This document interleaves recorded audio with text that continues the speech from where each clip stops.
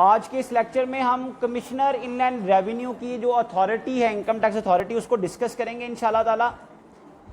जैसा कि मैं बता चुका हूँ, ये 3 अथॉरिटीज़ हैं जो आपने पढ़नी हैं। इनमें से 99% चांसेस हैं कि एक अथॉरिटी पेपर में ज़रूर आती है। Federal board of revenue, commissioner inland revenue, और इसके बाद हम थर्ड पढ़ेंगे एपीलेट ट्राइब्यूनल। तो आज के इस लेक्चर में हम पेज नंबर 353 पर कमिश्नर इनलैंड रेवेन्यू की अथॉरिटी जो है वो डिस्कस करने जा रहे हैं। क्या है जी ये commissioner inland revenue? Income tax का एक ऑफिसर है। अथॉरिटी मीन इसके पास कुछ इख्तियारात हैं, कुछ पावर्स हैं और कुछ इसके फंक्शंस हैं। क्वेश्चन पढ़ने का मकसद ये है कि आपको ये पता चले कि इस अथॉरिटी के पास कौन कौन से इख्तियारात हैं, पावर्स हैं और कौन कौन से इसके फंक्शंस हैं, इसको क्या क्या ड्यूटीज अपनी परफॉर्म करनी है। तो कमिश्नर इनलैंड रेवेन्यू टोटल देखें जी, पेज नंबर 353 से शुरू होकर ये क्वेश्चन पेज नंबर 356 तक चलता है। 25 इसके पावर्स एंड फंक्शंस हैं। ये पढ़ना इस वजह से भी ज़रूरी है कि आपको पता हो कि इस अथॉरिटी के पास कौन सी पावर्स हैं, ये कौन कौन से एक्शंस ले सकता है। आपको इस अथॉरिटी की अहमियत का पता चले। इस चैप्टर के स्टार्ट में जब फेडरल बोर्ड ऑफ रेवेन्यू मैंने शुरू करवाया तो मैंने समझाया कि अथॉरिटी का मतलब ये होता है जी, पाकिस्तान में टैक्स का निज़ाम चलाने वाले लोग, पाकिस्तान में टैक्स का निज़ाम चलाने वाली अथॉरिटी, इदारे, उनमें से एक है फेडरल बोर्ड ऑफ रेवेन्यू जो सुप्रीम अथॉरिटी है, हाईएस्ट टैक्स अथॉरिटी है इन पाकिस्तान। एफबीआर के अंडर उसकी हिरारिकी में हमने पढ़ा था, एफबीआर के अंडर होता है जी chief commissioner inland revenue and commissioner inland revenue appeals. अगर आपको याद हो federal board of revenue, chief commissioner के अंडर कमिश्नर इनलैंड रेवेन्यू काम करता है। चीफ कमिश्नर इनलैंड रेवेन्यू के अंडर कमिश्नर इनलैंड रेवेन्यू काम करता है। आपकी बुक के पेज नंबर शायद 352 पर ये हिरारकी गिवन है, 349 पर सबसे ऊपर है जी ये फेडरल बोर्ड ऑफ रेवेन्यू। उसके बाद उसके under chief commissioner inland revenue और कमिश्नर इनलैंड रेवेन्यू अपील्स हैं। और कमिश्नर इनलैंड रेवेन्यू के अंडर देखें, चीफ कमिश्नर इनलैंड रेवेन्यू के अंडर देखें, शाबाश, क्या लिखा हुआ है? Commissioner inland revenue. इस कमिश्नर इनलैंड रेवेन्यू के अंडर लेफ्ट साइड पे देखें तो 3 कमिश्नर हैं और राइट साइड पे देखें तो 5 ऑफिसर्स हैं। हमने इस कमिश्नर इनलैंड रेवेन्यू के बारे में पढ़ना है कि इस कमिश्नर इनलैंड रेवेन्यू की क्या क्या पावर्स हैं और क्या क्या फंक्शंस हैं। अगर आप कहें ना जी आप ये टॉपिक सबसे पहले पढ़ लेते तो पॉसिबल नहीं था, क्योंकि इसमें हमने जो पॉइंट्स, पावर्स एंड फंक्शंस पढ़ने हैं उन सब का ताल्लुक है जो आपने डेफिनेशन अब तक पढ़ी हैं, जो अब तक आपने कुछ लॉन्ग क्वेश्चंस पढ़े हैं, उन सब ने यहाँ पर यूज़ होना है। मिसाल के तौर पर टैक्स ईयर के बारे में आपने पढ़ा हुआ है, वो यहाँ पर यूज़ होना है। वर्डिंग भी यूज़ होनी है, उसकी टाइप्स के बारे में भी पढ़ना है। असेसमेंट के बारे में आपने पढ़ा हुआ है, वो यहाँ पर यूज़ होना है। रिटर्न ऑफ इनकम के बारे में आपने पढ़ा हुआ है, मतलब ऑलरेडी मैं आपको पढ़ा चुका हूँ, उसके लेक्चर भी वीडियोज़ अवेलेबल हैं। उसके बारे में भी आपने इस कमिश्नर इनलैंड रेवेन्यू के अंडर पढ़ना है, इसकी पावर्स एंड फंक्शंस में पढ़ना है। तो चीज़ें आपस में इंटरलिंक्ड हैं, चीज़ें आपस में इंटरलिंक्ड हैं, जिसकी वजह से अब आपको इस स्टेज पर आकर ये क्वेश्चन पढ़ाया जा रहा है।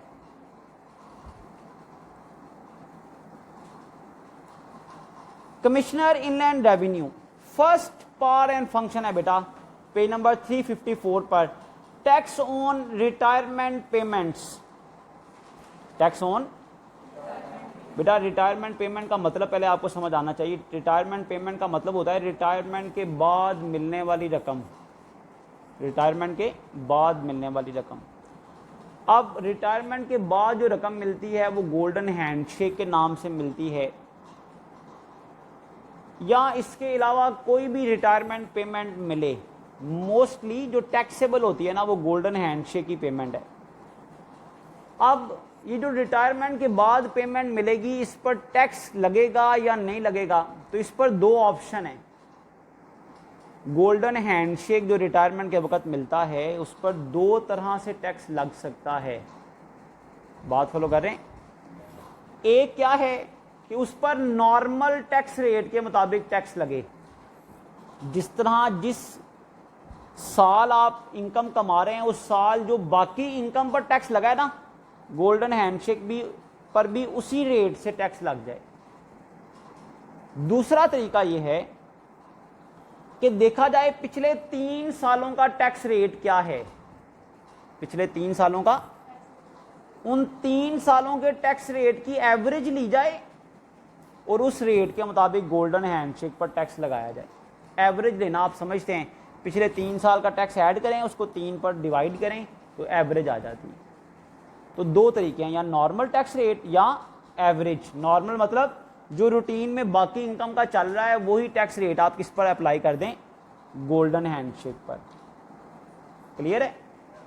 और एवरेज का मतलब क्या है, पिछले 3 साल का टैक्स रेट लें, उसकी एवरेज ले लें। अब जो पॉइंट नंबर 1 हम पढ़ने जा रहे हैं उसमें क्या लिखा हुआ है कि कमिश्नर के पास ये इख्तियार है कि वो ये फैसला करेगा कि क्या आप पर टैक्स नॉर्मल रेट से लगेगा या एवरेज रेट से लगेगा।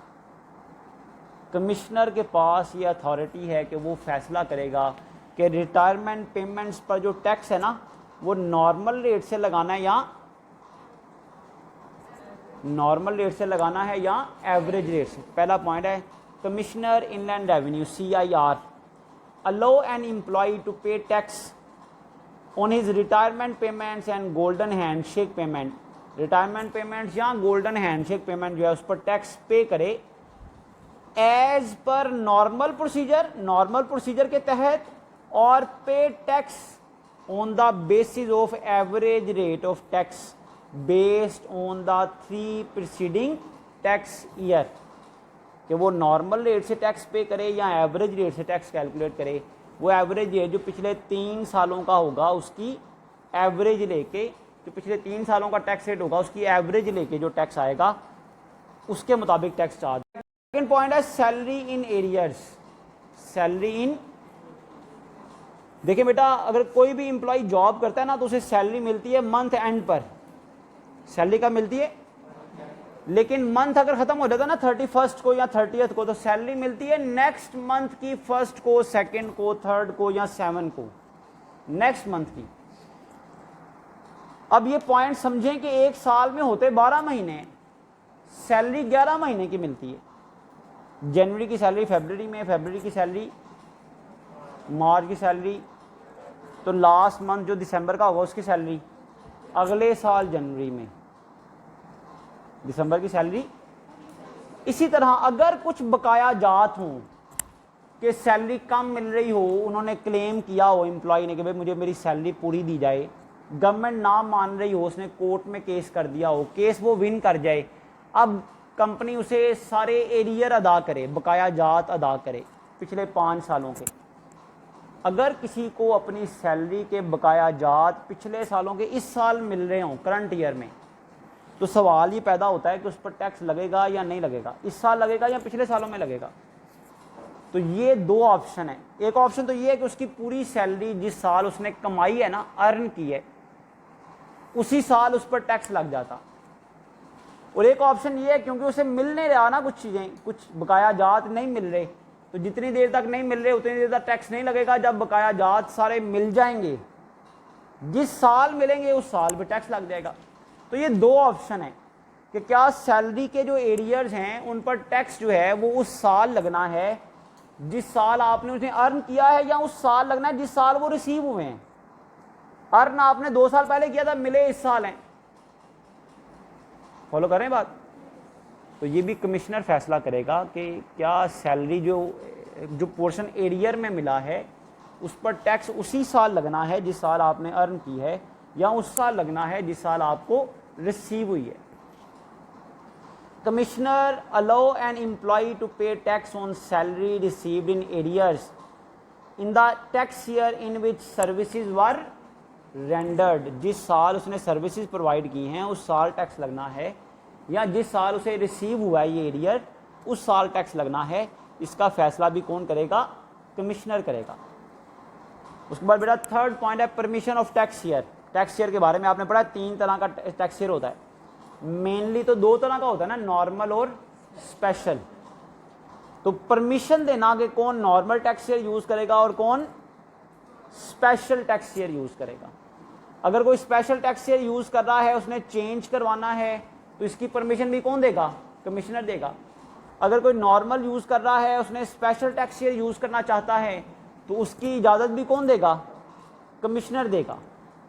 The commissioner inland revenue can allow a person to use special tax year instead of normal tax year और vice versa while permitting such change the commissioner may also impose the penalty conditions। Commissioner जो है वो condition लगा सकता है कि क्या आप नॉर्मल से स्पेशल में बदल सकते हैं या नहीं बदल सकते। अगर बदल सकते हैं तो उसकी क्या शर्त है? तो स्पेशल टैक्स ईयर यूज करना या नॉर्मल टैक्स ईयर यूज करना, इसकी इजाजत देना किसका काम है? कमिश्नर का काम है। नेक्स्ट बेटा, furnishing the return of income. अब रिटर्न ऑफ इनकम का लॉन्ग क्वेश्चन मैं आपको पढ़ा चुका हूं, इसकी वीडियो भी अवेलेबल है। रिटर्न ऑफ इनकम कैसे बनानी है, कब बनानी है, किस तरह बनानी है, रिटर्न ऑफ इनकम के हवाले से हर फैसला करने का इख्तियार किसका है? कमिश्नर इनलैंड रेवेन्यू का। द कमिश्नर इनलैंड रेवेन्यू, उसके पास इख्तियार है कि जब मर्जी जिससे मर्जी मांग ले कि भाई अपनी रिटर्न जमा करवाएं हमें। The commissioner inland revenue can require a person, किसी भी पर्सन से रिक्वायर कर सकता है, और इस रिप्रेजेंटेटिव या उसके नुमाइंदे से, मतलब उसके बिजनेस मैनेजर से, to furnish the return of income, के वो अपनी रिटर्न ऑफ इनकम बनाएं और उसे जमा करवाएं। कमिश्नर के पास इख्तियार है कि वो रिक्वायर कर सकता है, मांग सकता है, डिमांड कर सकता है। उसके बाद है power to require wealth statement.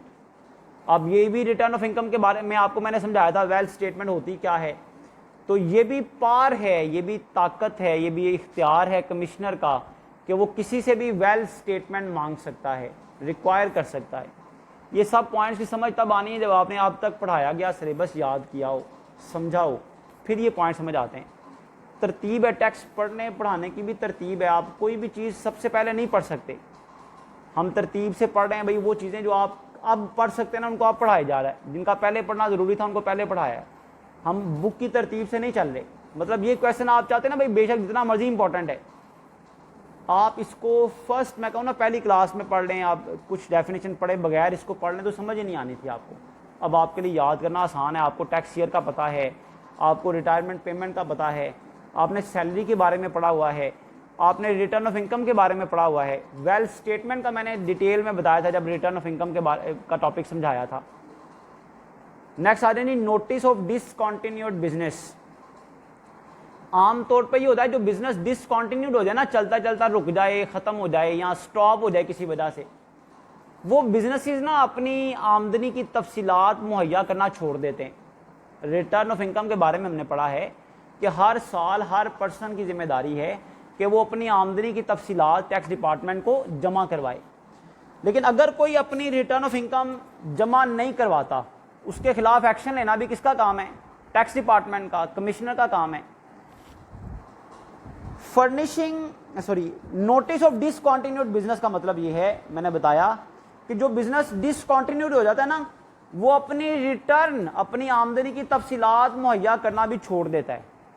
लेकिन कमिश्नर के पास ये इख्तियार है कि अगर किसी डिसकंटिन्यूड बिजनेस ने अपनी रिटर्न जमा, तो उसको भी नोटिस भेज सकता है कमिश्नर कि बेशक आपका बिजनेस डिसकंटिन्यूड है, रुका हुआ है, किसी वजह से नहीं चल रहा, लेकिन फिर भी आप हमें जितनी भी आमदनी है उसकी तफसीलात जमा करवाएं। वो बिजनेस ये नहीं कह सकता, वो पर्सन ये नहीं कह सकता भाई मेरा बिजनेस तो डिसकंटिन्यूड है, मैं नहीं जमा करवाऊंगा।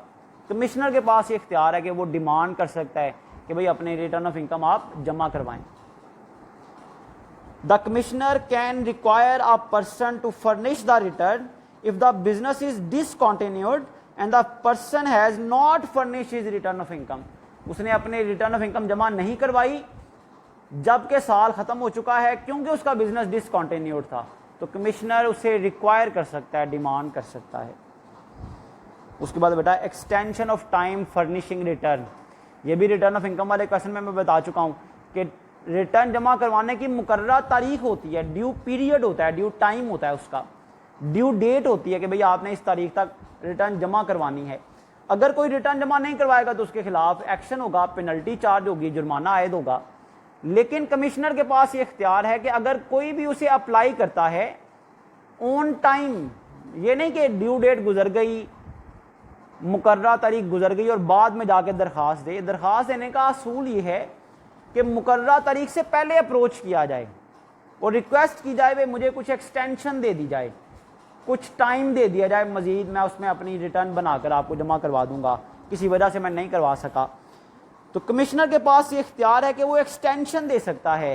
The commissioner inland revenue can extend the time for filing the return of income on the return request of taxpayer. Tax payer की रिटर्न रिक्वेस्ट पर वो एक्सटेंड कर सकता है, बढ़ा सकता है रिटर्न जमा करवाने की तारीख को। उसके बाद बेटा अमेंडेड असेसमेंट ऑर्डर। अब असेसमेंट का क्वेश्चन आपने पढ़ा हुआ है, अब आपके लिए लफ्ज़ नया नहीं होना चाहिए कि अमेंडेड असेसमेंट ऑर्डर किसको कहते हैं। असेसमेंट की डेफिनेशन भी पढ़ी हुई है, असेसमेंट की टाइप्स भी पढ़ी हुई हैं, जिसमें एक टाइप थी अमेंडेड असेसमेंट ऑर्डर, कि किसी की असेसमेंट हो चुकी हो लेकिन बाद में कोई मिस्टेक, कोई मिसिंग, कोई ओमिशन, कोई गलती हो जाए या कोई चीज़ भूल जाए, ओमिशन हो जाए और पता चले भाई उसका कंसिडरेबल इफेक्ट है। अगर कमिश्नर के पास स्ट्रॉन्ग रीज़न हो कि भाई वाकई ही गलती हो गई है, कोई चीज़ मिस हो गई है, कोई चीज़ ज़्यादा लिख दी गई है, कोई चीज़ कम लिख दी गई है, कोई एग्जामिशन गलत मांग ली गई है, तो वो असेसमेंट ऑर्डर को क्या करता है, अमेंड कर देता है, बदल देता है। अमेंडेड असेसमेंट ऑर्डर जारी करना, अमेंडेड असेसमेंट ऑर्डर, रद्दोबदल, अमेंडमेंट करना, रद्दोबदल के असेसमेंट ऑर्डर जारी करना कि अगर किसी की असेसमेंट हो चुकी है, उसमें कोई चेंज करना है, अमेंडमेंट करनी है, तो कमिश्नर के पास ये इख्तियार है कि वो अमेंडेड असेसमेंट ऑर्डर जारी कर सकता है।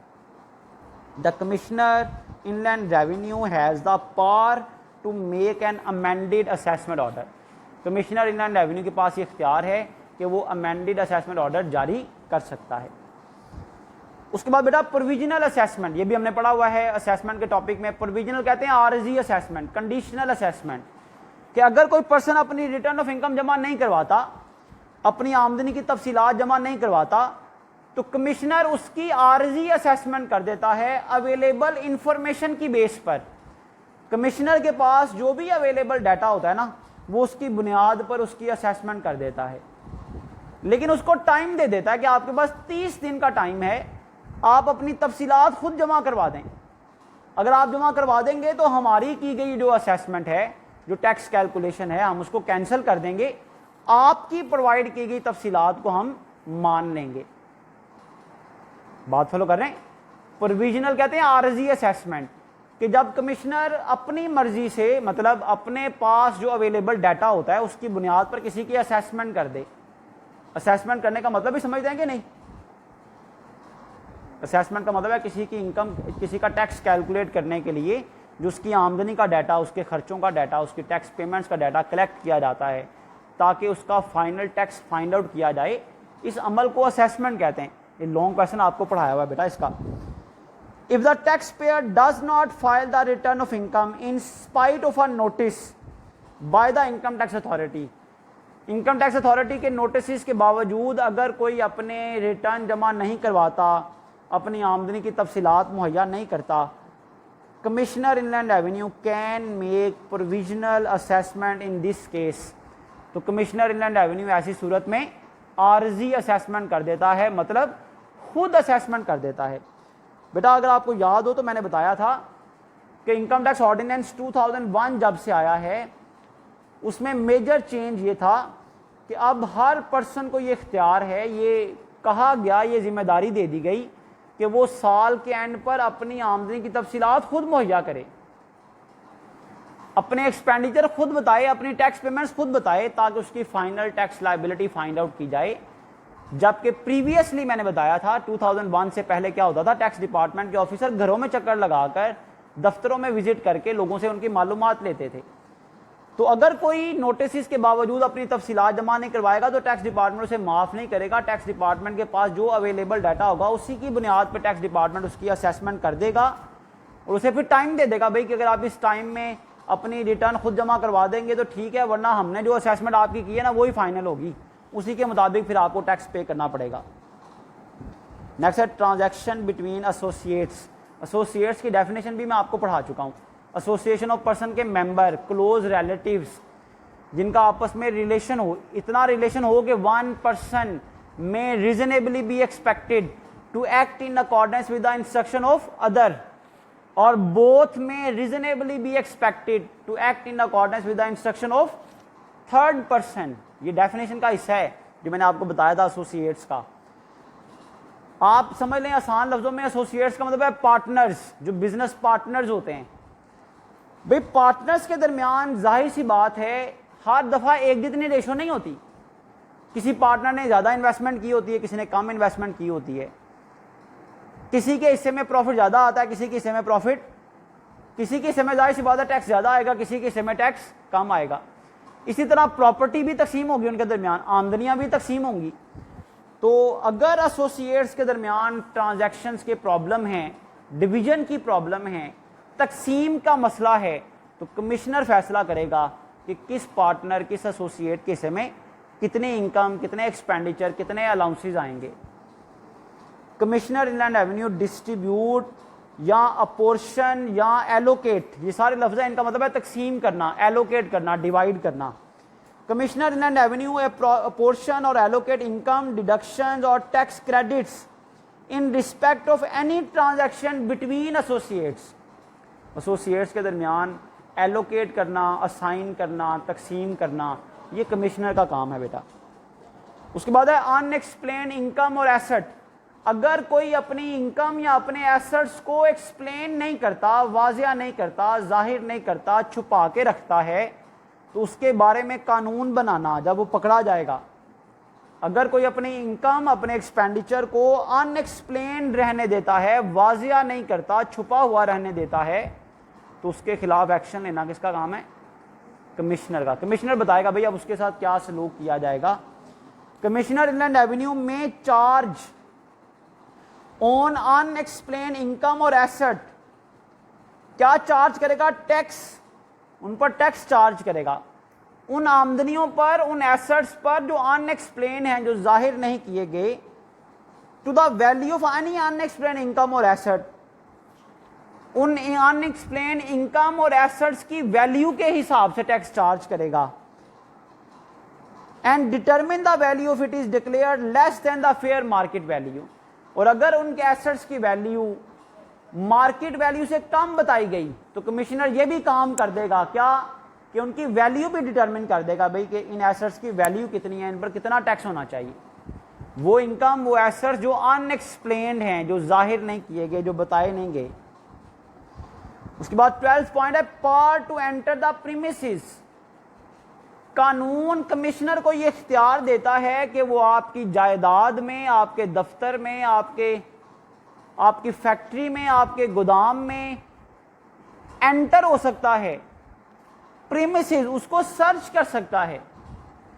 वो आपके कंप्यूटर्स को, आपकी बुक्स ऑफ अकाउंट्स को, आपके गोडाउन्स को, आपकी फिजिकल इन्वेंट्री को चेक करने का इख्तियार देता है विदाउट प्रायर नोटिस, बगैर आपको बताए, बगैर कोई नोटिस लाए। कमिश्नर के पास ये इख्तियार है कि वो एंटर एंड सर्च प्रीमिसेस, कि वो प्रीमिसेस में दाखिल हो सकता है आपकी जायदाद के बारे में चेक करने के लिए, आपके एसेट्स के बारे में चेक करने के लिए। वो आपकी प्रीमिसेस में, जायदाद में इंस्पेक्शन कर सकता है, कंप्यूटर्स को चेक कर सकता है, बुक्स ऑफ अकाउंट्स को चेक कर सकता है।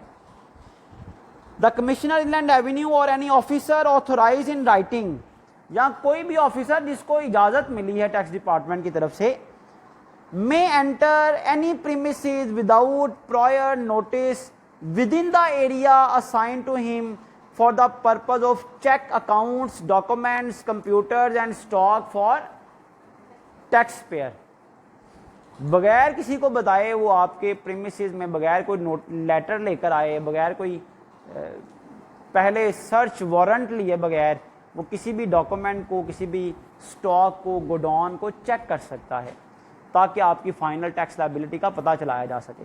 तो ये 12 तक पॉइंट हैं।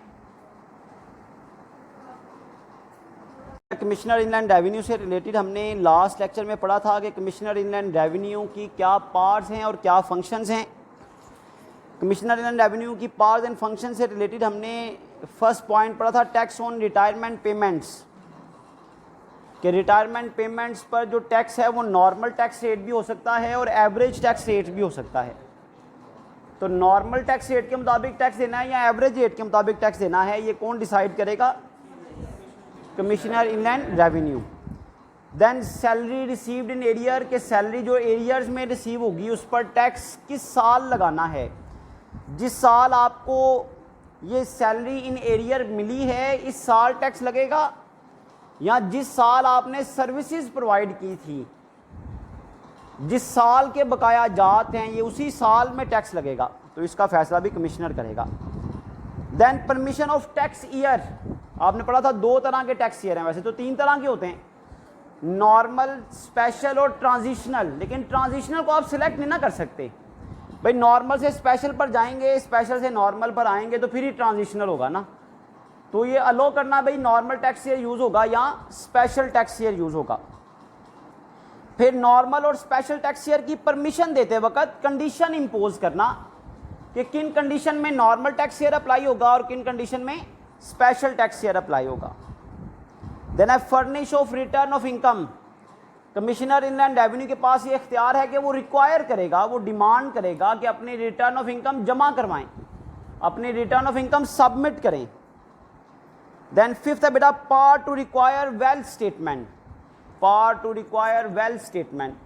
वेल्थ स्टेटमेंट के बारे में रिटर्न ऑफ इनकम में हमने पढ़ा था, तो पावर है कमिश्नर के पास ये इख्तियार है कि वो आपसे रिक्वायर करेगा भाई कि अपनी वेल्थ स्टेटमेंट सबमिट करें। Then notice of discontinued business, जैसे मैं पहले भी बता चुका हूं कि जब बिजनेस कोई डिसकंटिन्यूड हो जाता है तो वो अपनी रिटर्न जमा नहीं करवाता, लेकिन कमिश्नर के पास ये इख्तियार है कि ऐसे डिसकंटिन्यूड बिजनेस से भी कहे कि भाई अपने रिटर्न ऑफ इनकम जमा करवाएं। उसके बाद है जी extension of time furnishing return, return जमा करवाने की एक पर्टिकुलर डेट होती है, जैसा कि हमने डिस्कस किया था कि वो बिजनेसेस, वो पर्सन जिनका टैक्स ईयर 1 जनवरी से 30 जून के दरमियान ख़त्म होता है, 1 जनवरी से लेकर 30 जून तक ख़त्म होता है, उन्होंने उसी साल की 31 दिसंबर तक रिटर्न जमा करवानी होती है। और जिनका टैक्स ईयर इसके अलावा किसी पीरियड में ख़त्म होता है उन्होंने अपनी रिटर्न अगले साल की 30 सितंबर को जमा करवानी होती है, next following their tax year. उसके बाद अमेंडेड असेसमेंट ऑर्डर के बारे में हमने पढ़ा था कि अमेंडेड असेसमेंट ऑर्डर क्या है जी, आप ओरिजिनल असेसमेंट ऑर्डर को किसी हायर एपिलेट फॉरम पर बदल दिया जाए, उसमें कोई तब्दीली कर दी जाए। देन ट्रांजैक्शन बिटवीन एसोसिएट्स, फिर अनएक्सप्लेन इनकम और एसेट्स, देन पार जितने भी अनएक्सप्लेन इनकम और एसेट्स हैं उनके बारे में पॉलिसी बनाना, या उन एसेट्स जिनके बारे में वो एसेट जिनकी वैल्यू जो है वो कम बताई गई है उनकी वैल्यू डिटरमिन करना। Power to enter premises, commissioner के पास ये इख्तियार है कि वो जिसके भी प्रीमिसेस में चाहे विदाउट प्रायर नोटिस जो है वो दाखिल हो सकता है और इंस्पेक्शन कर सकता है। उसके बाद है जी इम्पोजिशन ऑफ पेनल्टी, जुर्माने आयद करना। पेनल्टी का हम पूरा क्वेश्चन भी पढ़ेंगे इंशाल्लाह ताला। अदरवाइज ये समझ लें कि कमिश्नर के पास ये इख्तियार है कि अगर कोई टैक्स पेयर, कोई पर्सन टैक्स के कवानीन की खिलाफ वर्जी करता है, कॉन्ट्राडिक्ट करता है, इनकम टैक्स की किसी भी क्लॉज की खिलाफ वर्जी करता है, तो उस पर जुर्माने आयद करने का इख्तियार किसके पास है? कमिश्नर इनलैंड रेवेन्यू के पास। उसके बाद है modify notice for collection of tax, commissioner inland revenue के पास ये इख्तियार है कि टैक्स कलेक्ट करने के लिए, टैक्स की रिकवरी के लिए जितने भी नोटिस हों वो भेज सकता है, लोगों के ऑफिसेज में, फैक्ट्रीज में, घरों में नोटिस भेज सकता है इनकम टैक्स की कलेक्शन के लिए, रिकवरी ऑफ टैक्स के लिए। यहां तक कि जो कंपनी लिक्विडेट हो रही हो, जब एक कंपनी वाइंड अप हो रही हो तो उसकी जो लिक्विडेशन का प्रोसेस होता है, वो जो लिक्विडेटर्स परफॉर्म करते हैं, लिक्विडेटर से टैक्स कलेक्ट करने के लिए लिक्विडेटर्स को भी नोटिस भेजा जा सकता है कि आप इस कंपनी के लिक्विडेटर हैं, इस कंपनी ने इतना टैक्स देना है गवर्नमेंट का, तो ये टैक्स जो है वो पे किया जाए। नोटिस लिक्विडेटर्स को भी भेजे जा सकते हैं। Commissioner inland revenue issue all notice necessary for collecting of tax from the tax payer, for example recovery of tax from the liquidator of the company which has gone into the liquidation. Next point है बेटा modify the original orders, modify the बेटा modify the original orders का मतलब ये है कि जब original order पहले हो चुके हों और बाद में किसी अदालत के ज़रिए, किसी हायर एपिलेट फोरम के ज़रिए, किसी आला अदालत में जाकर अगर कोई टैक्स पेयर या टैक्स डिपार्टमेंट शिकायत करते हैं, उनकी शिकायत के मुताबिक ओरिजिनल ऑर्डर्स को अगर बदल दिया जाए तो कमिश्नर के पास ये इख्तियार है ओरिजिनल ऑर्डर्स को बदलने का। कब बदलने का? जब हायर एपिलेट फोरम से फैसला आ जाए। हायर एपिलेट फोरम का मतलब क्या होता है? आला अदालत। मिसाल के तौर पर टैक्स के केस में अगर किसी को कोई शिकायत हो ना, आप पर टैक्स लगता है, आपकी असेसमेंट होती है, आपको शिकायत है, आप एग्री नहीं करते उससे, तो आपको क्या करना चाहिए? सबसे पहले आपको कंप्लेन करनी चाहिए। कहां पर? कमिश्नर इनलैंड रेवेन्यू अपील के पास। कमिश्नर इनलैंड रेवेन्यू, ये याद रहना चाहिए आपको। अगर आपको टैक्स के मामले में कोई भी शिकायत हो तो सबसे पहले आपने अपील किसको करनी है? कमिश्नर इनलैंड रेवेन्यू अपील्स को। जब कमिश्नर इनलैंड रेवेन्यू अपील फैसला सुना दे और टैक्स पेयर या टैक्स डिपार्टमेंट दोनों में से कोई भी एग्री ना हो, तो फिर आपने उससे हायर एपिलेट फोरम पर जाना है। उससे आला अदालत है एपिलेट ट्राइब्यूनल। उससे आला अदालत कौन सी है? Appellate tribunal.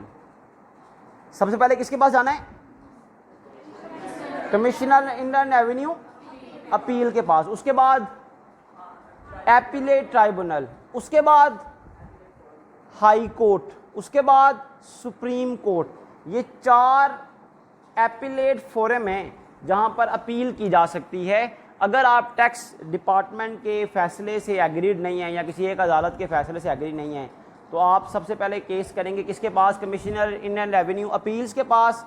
उसके बाद एपिलेट ट्राइब्यूनल के पास, जो हमने इसके बाद भी अथॉरिटी पढ़नी है। थर्ड टाइम आप जाएंगे किसके पास? हाई कोर्ट के पास। और लास्ट आला अदालत है जी सुप्रीम कोर्ट। तो commissioner inland revenue may modify the original order if the order of the tribunal और the high court are changed at the higher appellate forum. किसी भी अदालत का फैसला किसी आला अदालत में जब चेंज कर दिया जाए तो उसके अकॉर्डिंगली अब आपने भी वही इंप्लीमेंटेशन करनी होगी। तो कमिश्नर इनलैंड रेवेन्यू मॉडिफाई कर देता है अपने ऑर्डर्स को, ओरिजिनल ऑर्डर्स को। उसके बाद बेटा refund of excess tax paid. अगर कोई टैक्स पेयर इजाफी टैक्स अदा कर देता है, जितना उसका टैक्स बनता था उससे ज़्यादा पे कर देता है, तो वो दरख्वास्त देगा कमिश्नर इनलैंड रेवेन्यू को। कमिश्नर इनलैंड रेवेन्यू उसका ये जो एक्सेस टैक्स है, जो इजाफी टैक्स उसने पे कर दिया है, या इसको एडजस्ट कर देगा या इसे रिफंड कर देगा। एडजस्ट करने का मतलब है आपकी इनकम में से ये टैक्स, नेक्स्ट ईयर के टैक्स में से ये टैक्स एडजस्ट कर दिया जाएगा, और अगर फिर भी ना एडजस्ट कर सके तो वो ये आपको रिफंड कर देगा। तो टैक्स की बुक में, टैक्स ऑर्डिनेंस में जब आप रिफंड का लफ्ज़ पढ़ें तो इसका मतलब ये होता है कि जिसने इजाफी टैक्स दे दिया हुआ है उसे वो इजाफी टैक्स वापस कर दिया जाए। एडजस्टमेंट का मतलब होता है कि नेक्स्ट ईयर के टैक्स में से उसे एडजस्ट कर दिया जाए। Adjust the amount of excess tax paid by the taxpayer and if there is any balance, और अगर कोई बैलेंस फिर भी बच जाए आफ्टर द एडजस्टमेंट के बाद of any other tax liability, refund the same to the taxpayer. तो वो रकम किसको वापस कर दी जाए? टैक्स पेयर को। नेक्स्ट पॉइंट है बेटा अपॉइंटमेंट ऑफ ट्रांसलेटर। तर्जुमान को अपॉइंट करना, ट्रांसलेटर को अपॉइंट करना। अगर किसी के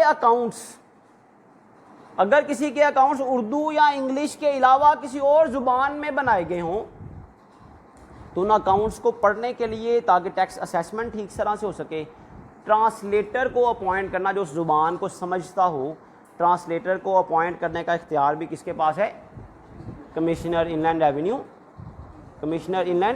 के पास। Commissioner inland revenue can appoint a person as a translator in case the accounts are kept by the taxpayer in language other than Urdu and English. उसके बाद है appointment of subordinate authority. Appointment of, page number 349 निकालें ज़रा, book का page number 349, उस पर hierarchy दी हुई है हिरार्की। कमिश्नर इनलैंड रेवेन्यू का सबऑर्डिनेट देखें कौन है? कमिश्नर इनलैंड रेवेन्यू का सबऑर्डिनेट लेफ्ट साइड पे 3 कमिश्नर हैं और राइट साइड पे 5 ऑफिसर हैं। ये 8 ऑफिसर किसके सबऑर्डिनेट हैं? तो क्या लिखा हुआ है? अपने सबऑर्डिनेट्स को अपॉइंट करना। कमिश्नर के पास ये इख्तियार है कि वो अपने सबऑर्डिनेट्स को, लेकिन with the prior permission of board, FBR की परमिशन के साथ, खुद ब खुद नहीं, एफबीआर की रिकमेंडेशन के साथ, अप्रूवल के साथ, बोर्ड की अप्रूवल के साथ ये अपॉइंट कर सकता है। Commissioner inland revenue can appoint any of his subordinate authority with the approval of board. उसके बाद है transfer of jurisdiction. Transfer of jurisdiction आप अक्सर सुनते हैं नहीं, फलां सेक्रेटरी का, फलां ऑफिसर का, एसएचओ का, एसपी का, डीएसपी का तबादला कर दिया गया, ट्रांसफ़र कर दिया गया। इसी तरह हर इलाके में additional commissioner, deputy commissioner, assistant commissioner, audit officer, superintendents, inspectors, ये डिफरेंट अथॉरिटीज़, हर एरिया इनका डिफाइंड होता है। कहते हैं ये इनकी जुरिस्डिक्शन है, इनकी हदूद हैं, इनका दायरा कार है। कहते हैं ना ये थाने की हदूद है, यहाँ पर ख़त्म हो गई, फलां थाना शुरू हो गया। बात फॉलो कर रहे हैं? इसी तरह ये जो टैक्स की अथॉरिटीज़ हैं इनकी भी जुरिस्डिक्शन होती है, इनका भी दायरा कार होता है कि भाई आप इस इलाके के यहाँ से लेके यहाँ तक आपकी लिमिट है, यहाँ पे जो इसके दरमियान जो इंडिविजुअल हैं, जो ऑर्गेनाइजेशंस हैं, आपने उनको डील करना है। तो ये कमिश्नर के पास इख्तियार है कि वो किसी को क्या कर सकता है, अपने ऑफिसर्स को, अपने सबऑर्डिनेट को क्या कर सकता है, ट्रांसफ़र कर सकता है एक जुरिस्डिक्शन से दूसरी जुरिस्डिक्शन में। He is empowered under the law, कानून उसको ये इजाज़त देता है to transfer jurisdiction from one subordinate income tax authority to another. एक इनकम टैक्स अथॉरिटी से दूसरी इनकम टैक्स अथॉरिटी के साथ उसको क्या कर सकता है, ट्रांसफ़र कर सकता है। उसके बाद बेटा impose default surcharges. Default surcharges क्या हैं? इजाफी चार्जेस। जैसा ये ड्यू डेट तक अगर आप बिल्स, यूटिलिटी बिल जमा ना करवाएं ना, ड्यू डेट तक, मुकर्ररा तारीख तक अगर आप इलेक्ट्रिसिटी बिल है, गैस बिल जमा ना करवाएं, तो वो आपसे जो चार्जेस लेते हैं ना इजाफी, that those are called default surcharges. इसी तरह जो ड्यू डेट पे टैक्स जमा नहीं करवाएगा उसे डिफ़ॉल्ट सरचार्जेस लेने का इख्तियार भी किसके पास है? कमिश्नर के पास। The Commissioner Inland Revenue has the power to impose default surcharges if the taxpayer fails to pay the tax by, अगर टैक्स पेयर नाकाम हो जाए, ड्यू डेट तक अगर वो टैक्स अदा ना करे, तो उसे डिफ़ॉल्ट सरचार्जेस लेने का इख्तियार कमिश्नर के पास है। देना जी रेक्टिफिकेशन ऑफ मिस्टेक्स। अगर कोई भी गलती हो जाए टैक्स कैलकुलेशन में, असेसमेंट में, या किसी भी और मामले में, किसी नोटिस में, किसी रिकॉर्ड में, तो उसको रेक्टिफाई करना, करेक्ट करने का इख्तियार भी कमिश्नर के पास है। The commissioner may amend any order passed by him to rectify any mistake apparent from the records either on its own or such mistakes being brought to his notice by other income tax authority or by the taxpayer।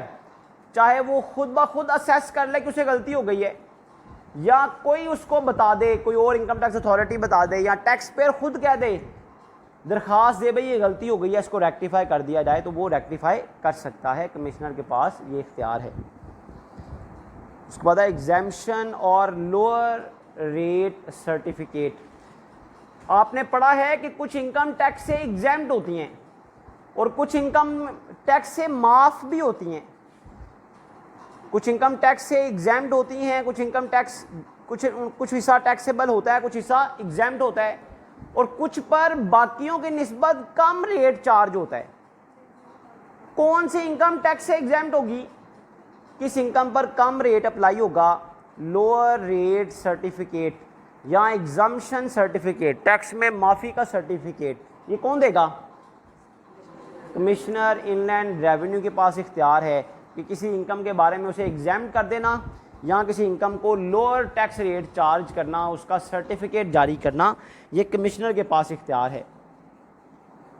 23rd point है बेटा appointment of expert. Commissioner देखें जी हर company का, हर business का, हर matter का expert नहीं होता। उसे some time tax related issues में, सम टाइम किसी बिजनेस के इन्वेंट्री कैलकुलेशन में, बिजनेस की नेचर के लिहाज से किसी बैंकर का, किसी फाइनेंशियल मैनेजर का, किसी चार्टर्ड अकाउंटेंट का, डिफरेंट एक्सपर्ट्स जो फील्ड के होते हैं उनसे मुशावरत करनी होती है, उनसे राय लेनी पड़ती है, उनका सर्वे करवाना पड़ता है। तो कमिश्नर के पास ये इख्तियार है कि अगर किसी ऑडिट के दौरान या किसी इंस्पेक्शन के दौरान उन्हें एक्सपर्ट की ज़रूरत पड़ती है तो कमिश्नर इनलैंड रेवेन्यू के पास ये इख्तियार है कि वो एक्सपर्ट को अपॉइंट कर सकता है। नेक्स्ट बेटा, prosecution against tax payer, tax payer के खिलाफ कानूनी कार्रवाई का आगाज़ करना। देखिए जी, कमिश्नर के पास या टैक्स अथॉरिटी के पास सबसे पहला हरबा, अगर कोई टैक्स मैटर्स में टैक्स के रूल्स एंड रेगुलेशन में डिफ़ॉल्ट करता है, कॉन्ट्राडिक्ट करता है, उसके खिलाफ वर्जी करता है, तो सबसे पहले तो उसे डिफ़ॉल्ट सर चार्जेस लगाए जाते हैं। उसके बाद बाकायदा जुर्माने आयद की जाते हैं, पेनल्टी चार्ज की जाती है। पेनल्टी के बावजूद भी अगर कोई रिस्पॉन्ड ना करे तो फिर उसके खिलाफ प्रोसिक्यूशन, कानूनी कार्रवाई का आगाज़ करना, मुकदमा दर्ज करवाना, ये कमिश्नर का इख्तियार है। The commissioner inland revenue has the power to initiate prosecution, कानूनी कार्रवाई का आगाज़ करना for offence committed by the taxpayer. वो सारे जुर्म, ऑफेंस, वो सारी खिलाफ वर्जियाँ जो उसने टैक्स पेयर ने की हैं, उनकी वजह से उसके खिलाफ कानूनी कार्रवाई का आगाज़ करना, ये कमिश्नर का इख्तियार है कि वो प्रोसिक्यूशन करेगा, उसके खिलाफ कानूनी कार्रवाई का आगाज़ करेगा। लास्ट पॉइंट है बेटा, रिकवरी ऑफ टैक्स। सिंपल इसका मीनिंग ये है कि टैक्स को रिकवर करने के लिए कमिश्नर आज़ाद है, जो चाहे इक़दामात उठाए।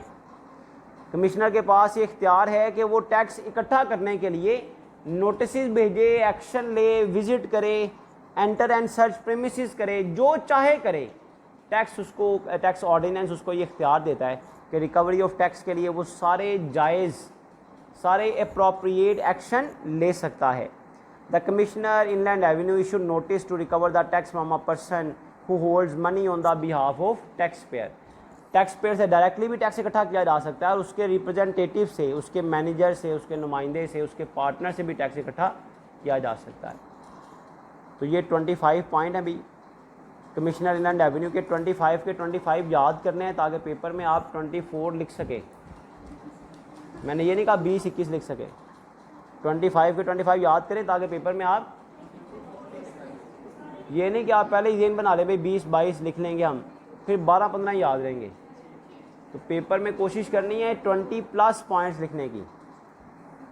25 के 25 याद करना है, इस तरह के भाई मैंने ये सारे लिखने हैं। फिर कोई एक दो भूल जाए तो अलग बात है, पहले से खुद से शॉर्ट नहीं कर लेने, क्योंकि ये ऐसे क्वेश्चंस हैं जिनकी बाकायदा चेक करने वाला भी काउंट करता है भी कितने पॉइंट्स आपने लिखे हुए हैं।